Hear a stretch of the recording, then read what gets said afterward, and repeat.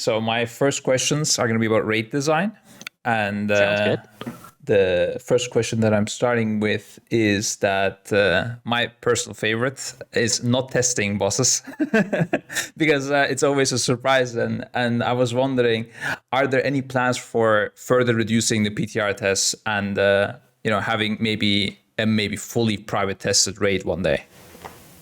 Yeah, that's a fun one. So as you know, we tried an experiment with this in Sepulchre. We were prompted by community feedback, and I feel like it was very successful. It was kind of fun to have players hit those last bosses for the first time, during the race. And I think that we would be up for doing it more. We actually considered having most of the bosses in Vault of the Incarnates not be tested on PTR, but then we realized, hey, we have all of these exciting new talents and we want players to have a chance to try them out. And, a raid setting is a great place to do that. So with that in mind, we went a lot heavier on testing this time around. We could go with a raid in the future where there's no PTR testing at all. That would have to be balanced with player experience though, right? So if we were doing a really unusual mechanic or something like that, we would want to make sure to test it and ensure a good player experience there, right? Think of something like the Lords of Dread encounter with kind of the unique challenge there, figuring out the puzzle. That would be the kind of thing we might lean towards testing, or as you've seen on Senarth with the new slippery floor mechanic, that's another one where we'd want to get player feedback before, to identify anything that could be improved there. But it is a possibility, just as long as we can balance that with player experience. That sounds really good. I hope it happens one day. I would be definitely looking forward to that. And my next follow-up question is kind of about that as well. And that is, if there is a privately tested boss, or no PTR basically, in that case, do you see much point in the dungeon journal? Is it just, hard to hide, or why is it there to begin with, basically? Right. So I want to start with talking a little bit about why we have the dungeon journal. So there are, of course, players out there who prefer to be surprised, go in with no knowledge. I even know people who, despite the existence of the dungeon journal, they don't open it and they just go in and pull the boss. I know that's not the most common thing. A lot of people, they worry about letting their group down. They want to have some basic information so they can go in and feel like they're not holding, their friends and their fellow players back. We have, great fan sites and videos and other resources, but we want to make sure that there is some basic amount available in game that everyone has easy access to. I do also want to call out, I don't feel like the dungeon journal gives necessarily that much away. I talk a lot about, when we talk about this internally, about Painsmith as an example. It tells you there are spikes. It tells you the spikes are going to kill you, but it doesn't tell you the patterns, the timing, how to avoid them. But there is also a lot of fun in kind of braving the unknown, right? In seeing something for the first time that you didn't know was coming and having to adapt to that. So that's where we see some of the coolest moments with, even the Race to World First, and how guilds handle things that they didn't know what was coming for them. It's special. It's often meme worthy. I actually, in one of the designers' performance reviews, I put a picture of Roger Brown's reaction to Sylvanas just because that was an amazing picture. So we think those moments are really special too, and we do love to have them. For example, and bosses in general, like secret mechanics, secret phases. I think we'll see more of that, and we want the dungeon journal to kind of keep doing its job. But we also really like mystery, and we want to try to explore those possibilities more. So you may see something like that, but no immediate plans. Okay. Well, we'll be very hyped if we do have secret phases again. I know you can't spoil anything probably, but yeah. Then, this is something that I really care about because I also have a developer background, actually. And I'm just generally interested in how the game is being developed. But it comes to designing a raid, what is actually the thing that, takes the, most amount of time, right? Of course, a lot of things take time, but what is holding us back from, popping a raid every week? Is it the lore? Is it the graphics, the art behind it, or encounter design, the mechanics, how it all interacts, or maybe the raid size adjustments? I don't know. I think the challenges we face are unique depending on the kind of raid we're building. Think of something like Desire Lore, where this is an established capital city you've spent a lot of time in, and we're mostly focused on taking this already existing familiar space and modifying it heavily, adding a cool boat sequence, versus something like Vault of the Incarnates that is a very new kind of space players have never seen before, and we're kind of making that from scratch. We're leaning on very different things to make those different types of spaces. To talk about kind of for the encounter team specifically and building the raid bosses, I would say that the toughest parts for us and the most time consuming are at the very start of the process and at the very end. So think of like, you're a designer, you have a blank sheet of paper, you want to put a fun boss on there. And that can be a little scary at first. You always have that feeling of, I've been doing this for years, but what am I doing? But you start with kind of your goals and your inspirations. You have things that you're excited about. You have stories that you want to tell, and you start trying different ideas based on that. And over multiple iterations, we'll try different mechanics. We do a ton of raid testing internally, both with the encounter team and also with our awesome QA team. And through that, we reach those moments where you go, oh, okay, this is fun now. And that's where you start to get excited to finish it up and get it in players' hands. And then that last kind of finishing it up part is also where it gets challenging, because I talk about the kind of the first 90% of making a boss and the last 90% or a raid, right? You expect that Blizzard polish, and there's a lot of thousands of little decisions that go into that, right? How exactly does this mechanic work? What exactly is the cast time, the area? How do we visually communicate it? Getting all those details dialed in so it feels good, super important. And if you do it right, nobody ever notices. If you miss even one thing, it's very noticeable. An example is Denathrius has this mechanic where, if the tank is out of range, he will teleport to them immediately. And that was very important to making the fight feel smooth. And early on, it was pretty rough. And our QA team helped a lot with identifying places where it didn't feel good, going through a mirror and he doesn't follow in a reliable manner, things like that. So that actually went through a lot of iterations to get it to the point where you don't really think about it and it just works. And that's what we want the experience to be like. It just works and feels smooth. That is very true. Yeah. I never thought about that. So now, it feels a lot smoother when it does teleport. Sometimes it does not teleport on the platform, but when it's used a bit slow, and then it feels really bad. Okay. My next question, again, about, not again really, but about raid design or encounter design, let's say, in a way. I want to know, why did you guys stop in general? Or maybe you didn't stop, maybe it's going to come back, I don't know. To design like this 1 to 3 man bosses, man raids or boss raids. Yeah. Is there a reason, or do you think it's was good or not? I personally, I like them, even if they're casual content, not necessarily hardcore content either. I want to know your thoughts. So I think in general, the smaller raids can actually be really cool. There are some upsides. They're kind of easier to get into and understand the whole size of the raid and everything that's in there. You can clear them in less time. So there are nice bits to having separate raids, things like we've done in the past with say, for example, Emerald Nightmare. We had then had Trial of Valor come after that. And for that one, Emerald Nightmare is a bit of a shorter raid, so it felt like a natural continuation.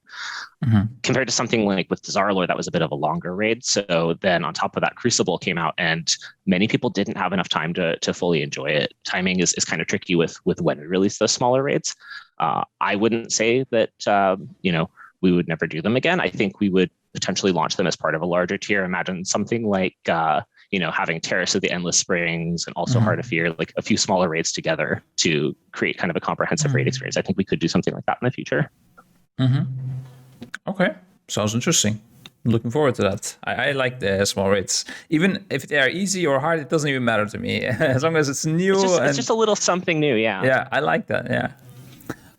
Okay, so the next thing was, have you guys considered, now, instead of shrinking the boss size or increasing them, have you considered making different raid sizes, as in a 10-man raid, or maybe a 5-man really hard mythic dungeon boss that survives a couple of days? It doesn't necessarily need to be M+, but, something new that is surviving for a long time, but different raid sizes, maybe a 40-man raid as well. Yeah, what do you think about that? I think smaller size content in particular, we talk about a lot. I think this is something we're excited for. And we have fond memories of things like Zul'Gurub, Suleiman, 10-player Karazhan back in Burning Crusade. and I think we would like to do more of it. We try to hit that a little bit with what we call our mega dungeons. More recently, Karazhan and Legion, Mechagon, Tazavesh, in particular, their hard modes. I don't know that that's quite the best players in the world are held off for a couple of days on it, but I think we are interested in exploring more of that space. I think that would be really fun for players. I don't have any details to share right now, but we are very interested and we like the idea. Okay. Well, I'm looking forward to it if it does happen one day. Because I'm not an M+ player, but I would enjoy a one-time, progression boss on a dungeon or a 10-man raid. That doesn't necessarily be different experience. Not necessarily Race to War first style either, where I need to fully commit and prepare like crazy. Fly everyone out. Yeah, exactly. No, God. Maybe if it's hard enough. Yeah. But yeah. Yeah. If you don't mind for a second, I do want to talk about. So you mentioned not being a Mythic Plus player, but more interested in that dungeon experience. I think for me, Mythic Plus it's very much an experience about mastery, right? It's proving just how good you are at a dungeon. You've got it all figured out, and how quick can you go, versus that experience of we're not on a timer. We're going through progressing very much like a raid, but with that kind of smaller, more intimate group. So definitely see the difference in desires there, and that latter one is kind of along the lines of what we try to do with the mega dungeons, and maybe more in the future. Yeah, sounds good. Yeah, I did like the mega dungeons as well, so makes sense. Now, my next one is about difficulties in the raids. So we have right now 4 raid difficulties. I don't know how you guys see, if you guys see LFR as a raid difficulty or more like a story mode that doesn't really have much to do with it. But I'm wondering, in general, do you think the 4 different difficulties is a good amount? Or do you think, I personally would prefer one less, because for me, it's either one is completely irrelevant or it's too hard, right? The difference is too much, I think. What is your thoughts? Do you did you think about decreasing it or maybe even increasing it to a 5 difficulties? I'm not sure. Yeah. So as you probably know, right, we have a lot of players with a lot of different skill levels and kind of levels of challenge that they'd like to experience with the game. So it's very true that for any given player, you're really only going to find 1, maybe 2 of those difficulty settings engaging. And the rest are, they're there. Maybe you help a friend with them, or, maybe you hop in somebody's backpack. But overall, across the breadth of our players, we have a lot of players who are interested in each difficulty level, and I think they all serve different purposes. You mentioned LFR, that has been called story mode. I feel like we try to go a little bit beyond that. We do try to have at least one mechanic in LFR that is, something that you have to kind of learn to survive the fight, to give you a chance to get a sense for how the fight works, maybe feel more comfortable going into normal. We want to have some of that natural difficulty progression. And also on the other end with Mythic, that aspiration, you can watch the best players in the world during the Race for World First and go, wow, I want to do that someday, or wow, what's their build? I want to look that up and maybe try to copy that. Maybe even if it's just going up to heroic, it can feel really good to progress as a player, to get better at the game. So on that flip side is having that aspiration. So we're trying to serve that really broad range of players with all these different difficulties. Yeah, I think the one thing I have on this is that I think sometimes because these 4 modes exist, people tend to stay away from the harder difficulties because they think it's just too hard for them. But it's actually not too hard if they just, looked it up and tried it out. They stay a little bit more conservative in their own, normal raid, and then don't want to attempt heroic because they're too scared of that. Just something that makes me always sad when people don't try the harder difficulties. So I want to kind of push people hey, give it a try. You will enjoy it, because I do think there's some missed opportunities there. But I do understand. Oh, am I fine? It should work. Oh, I can hear you now. Okay. Perfect. On that, I would say that I think when you're in a guild group, there is kind of a natural upward tendency of, the folks around you. You'll probably have several people who are interested in, hey, let's go try heroic, and maybe even let's go try mythic. So that does tend to, with that guild group, push you, I think, up a little bit more. Perhaps someone who is mostly just, going for group finder, they might find that they're less inclined to try higher difficulties. And that's an interesting thought that might be worth exploring, or maybe it's okay. Maybe they're just happy. But I think that once a player does get through a difficulty, they often want to try the next one. They want to have more things to do, see the cool new mechanics on heroic. And we do also try to offer like new and unique challenges as you go up in difficulty as well. completely new mechanics on heroic and mythic. So, and also better loot, which everyone's excited about. Yeah. No, it makes sense. I understand. In the end, some people also need to start somewhere, and it might be too confusing if they get into something really hard immediately. My next question is, of course, I know you can't spoil much, but just a little bit more fun one is, what do you think your personal or Blizzard's, I don't really mind whichever one you want to say, your favorite boss looking forward to Vault of the Incarnates? What do you think is your favorite boss or bosses right now? So my personal answer, and it's a little unfair because I can't talk about it too much, is going to be Razageth. There's a lot to look forward to there. I apologize for not being able to spoil it, but going back to the earlier question about surprises, we want to keep the surprise there. See those moments when you first discover what's going on. I would say probably my next favorite is Senarth. I really like the new thing we did with the floor is icy. It's an ice spider, right? Like, we love to tell stories through our fights, and part of that is making the things that happen in the fight do what you expect them to do. Hey, there's ice on the floor. I should probably be slipping and sliding around, and I like that we were able to capture that with that boss.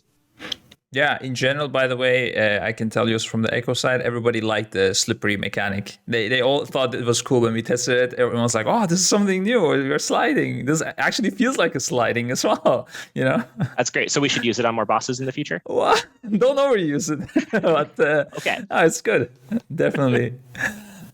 Okay, so then my next questions, I have two questions about the race warfare specifically, not so much necessarily about encounter design, but it's part of the raid design, I think, as well, because it's all influencing each other.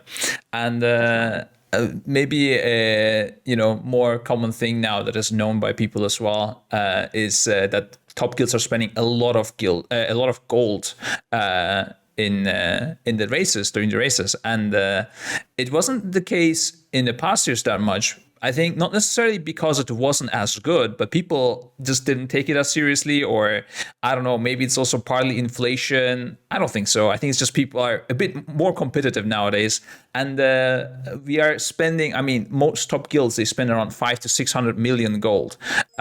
So I want to know your thoughts on that. Do you think the effects of gold should be reduced, or do you think it's fine as it is? Or, I also saw that you guys made a change today. So, yeah, what are your thoughts on that? Yeah, so this is a real thing for sure. One of the concerns that we've heard brought up, especially from guilds that are close to the top but not quite there, is that with that much gold being involved, it can be really difficult to compete. It can be hard to have a chance to break in, even if you're playing really well. So we're sympathetic to that, and we are interested in making some changes that might help there. We do want to balance that with player experience. That's always going to be the case with any of these discussions around Race to World First, is that a lot of players, get to experience and enjoy the show, but when it comes time for them to play themselves, we want to make sure they also are having a good experience there. So when we make changes, we want to make them in ways that kind of help out with the experience, but also are beneficial to the experience that everyone else is having. And that change to BOEs actually is something that's along those lines. We not only do we feel like that'll help with some of these gold concerns, but also in general, just the integrity of, I did hard content and I got the best gear is somewhat preserved by having that delay where you're not just going straight to the auction house and having mythic loot the very first week. So we feel like that'll be a better race experience and also a better overall player experience. Yeah, I really love the change that you did regarding no mythic BOEs tradable for the first weeks at least. I would love the tertiaries and sockets removed from heroic gear as well, but I'll take what I get. It's fine. This is much better than before. For me, of course, not for the BOE farmers maybe, but yeah. Okay. We don't want to take that away. We recognize that BOEs are important for guilds, so that's why the temporary idea we're trying out to allow you to still have that opportunity to make gold for your guild, but also those first couple of weeks you don't have, hey, I just need to go straight to the auction house, Yeah, no, I agree. In the past, when I was more casual, I farmed a lot of BOEs as well myself, and we were selling them in loads of gold. It was good times. But yeah, there's always the other end as well. Okay, so the other question about Race War First is this is an idea I had and I was pushing as feedback as well, and I want to know your thoughts. one of the things that people don't like about Race for First is split runs. Everybody knows about it, and it's hard to find a solution. I understand. I also thought about it a lot until I think I've come to a decent solution. I want to know your thoughts. It's the shared lockout system that I think it was being used at times in the past, but I don't remember honestly when anymore, which is where if you, and maybe an adjusted version of it is, if you go heroic, basically you can no longer go to mythic on that instance. So that, and I would do this only for the initial few weeks, just like this mythic BOE change, so that we give something back to the Race for First players, that they don't have to worry about split runs so much. But right. Yeah, so what are your thoughts on that? So basically the idea is that if you can kill as many mythic bosses as you want, and if you're coming to the end of the week or your last raid day, and then you shift it to heroic, and then from then on you can kill only heroic bosses from the point you were stuck at onwards, and you can clear as much as you want and finish the week, get your gear, and go again next week if you didn't manage. Got it. Yeah. So this is one that we haven't talked about as much. I will say broadly, my thoughts are in a similar place to the gold question of we do want to do things that are better for the overall player experience. I would wonder if this potentially could cause some confusion. There are guilds that aren't Race to World First, right? That maybe they want to dip a toe into Mythic and see how it goes, and if they can't get very far, they want to pivot back to Heroic. Is one part of it. I think also that sometimes you get into a place where you're going through Mythic and you're stuck, and maybe you'd want to go back to Heroic. And I would worry a little bit about do you just hit the pause button and come back next week if you don't have sources of gear available? Although we do also have Mythic Plus, and that's another thing too. Is maybe you would see less split runs if we went this route, but also then you'd spend all that time in Mythic Plus instead. Race to World First guilds, they're going to optimize time. It's a resource, right? So if split runs aren't available, then Mythic Plus kind of becomes the place that you go for that loot, I would imagine. But that's true. It is an interesting idea, and the feedback is very much welcome, and we can definitely talk about the idea. All right, thank you so much. Yeah. Also, I'll call out as well, and I think a lot of folks are already familiar, but we made the change with personal loot and group loot starting in Dragonflight, and we're very interested to see how that plays out as well. We made that as for, again, broader, better player experience, but we're wondering it may actually have a positive impact on splits as well. Yeah, I mean, I think it will be more positive than before, but I don't think it's going to reduce the amount of splits that much either, because you will want to have, splits for all of your raiders, soaks for them. Yeah, I don't want to get into too much detail myself either, because it will reveal our strategies, but... Absolutely, yeah. That's fair. We're excited to see what you do, and hope to see lots of Mythic bosses sooner than later. Yeah, same. Definitely same. Okay, my last question is about farm, and I think it's not spoken about that much. Is everybody focused on the race itself? In the hardcore scene, and in the less hardcore scene, most people are progressing for a few weeks at least. But I want to know what you think when we have things on farm. Basically, what happens is.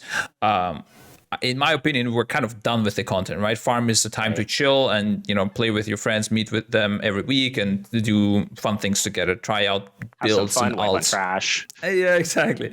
Except for wiping on trash, ideally. And I want to know what your thoughts is behind the gear acquisition during farm, because right now what we're often doing is, if it's not the end of the expansion, everybody is still needs to be kind of quite serious because we are getting gear for the next tier. And to a degree, I think that's fine. I think that should be the case. But the problem is with tertiaries and with sockets. Now, last expansion, there was a thing that you could add sockets to gear, which was great. Although farming that might take some time if it's not account-wide, which I hope if there is a system like that, it is going to be account-wide, like you guys did with many changes, which is very good. I want to know what your thoughts is on farm. Should we be is the idea in your ideal farm situation, is everybody just sitting there farming gear that is going to be super base? Because tertiaries are really, really good, especially Leech and Avoidance. So are the plans there that we keep on farming gear, or do you want to change it up maybe focus on speed running content or these tournaments that we did, which were really cool. Yeah. Yeah. So the goal for tertiaries is we do want them to feel like a nice to have, but not a requirement. We want you to be able to, you want to complete your character. You complete the content, finish your character out, and the goal is that they shouldn't feel like they're required to be complete. The feedback that you've called out there is definitely fair. You want to have as much advantage as possible going into the next tier. Again, this is kind of a balance point between the broader experience. I think you very much saw this with sockets, where once you had this item that you could very easily farm and grind out to complete your gear with sockets, that it felt mandatory at that point. It's like, oh, okay, this is another step that I am expected to do to be done with my character. So if we go that same route and we say, oh, hey, also, you can get the full leech set, but you have to then do these additional things.